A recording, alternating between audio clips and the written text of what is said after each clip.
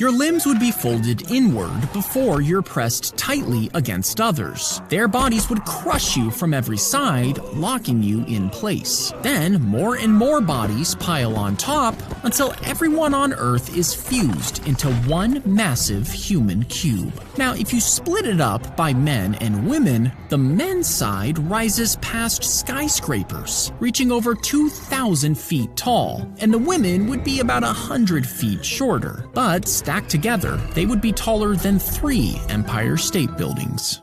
Pour the eggs into a 400-degree pan, scrambling them for about 4 seconds before scraping down the sides. Do this 5 times, then tap the pan hard on the hot plate to settle the eggs. After 4 seconds, take it off the heat. Next, tilt the pan and pull the omelet over itself. Then put the tilted edge onto the burner for 5 seconds before folding the other side to create a seam. Next, pull the pan up quickly, and when it reaches the highest point, flip the omelet. Once the bottom is sealed, set the omelet on a bed of chicken rice and slice it open to reveal the scrambled eggs inside.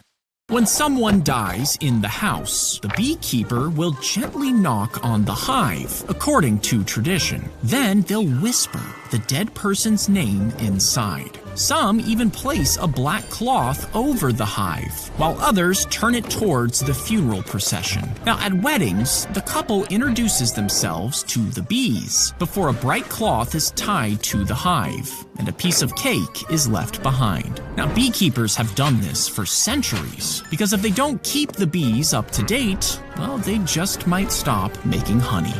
After he drowned, his body was filled with a special liquid that slowly mummified him. You see, the man had no close family, so the funeral director was allowed to test a new formula on him. The liquid dried his skin, but his features were perfectly preserved. And for the next 60 years, he became a local attraction for visitors. His mummified body appeared on TV and in magazines, and when he was finally buried, hundreds of people showed up to his funeral to say goodbye.